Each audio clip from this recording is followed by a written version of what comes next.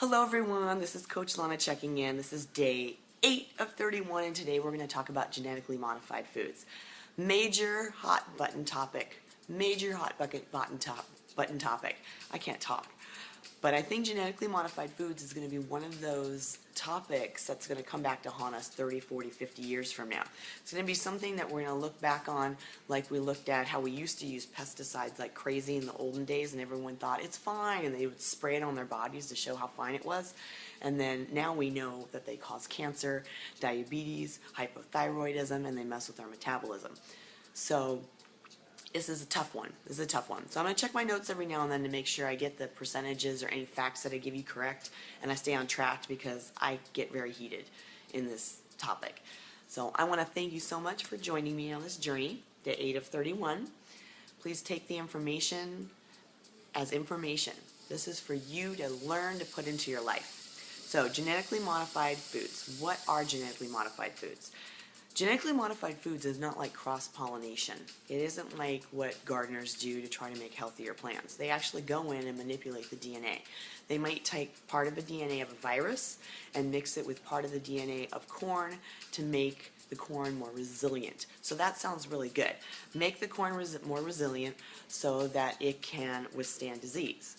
But what we're doing is we're kind of doing a Jurassic Park type thing. And it may sound really good in theory, but we all know what happened in Jurassic Park. And if you don't, you should watch the movie. It's really good.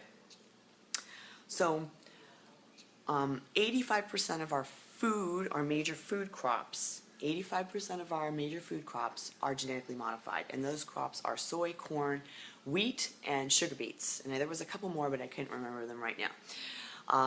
And most of our food contains these.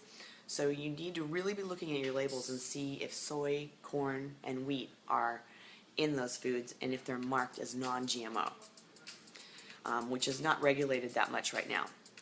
So, is GMO safe? It is a hotly debated topic.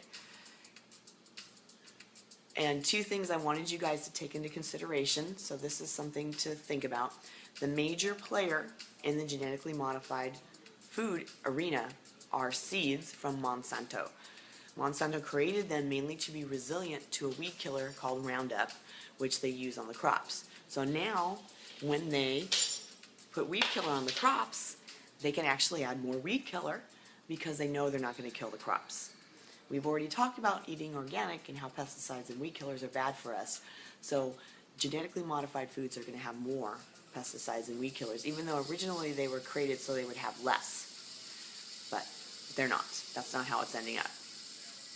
It's also interesting to note that when you go buy supplements and you go buy shakes or bars, a lot of times if you look on the package, you'll see the FDA has not tested this product, but yet we have genetically modified foods that have never been tested.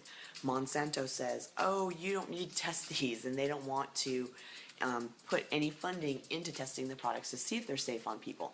So there have been a lot of independent studies testing it, and a lot of independent studies have found that genetically modified foods actually increase people's hypothyroidism, diabetes, a lot of the same things we see with eating too many chemicals and eating processed foods we're seeing in genetically modified foods, mainly because they can use a lot more pesticides and herbicides, and we don't know how this is affecting us. Your food affects your DNA.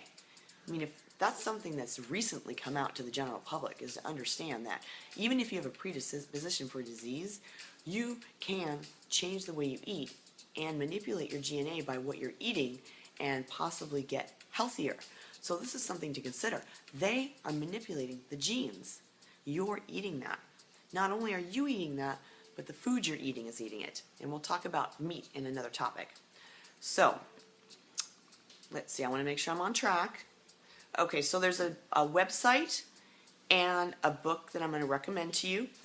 The book is called Genetic Roulette, and it talks about a lot of the studies that have been created in order to find out more about genetically modified foods.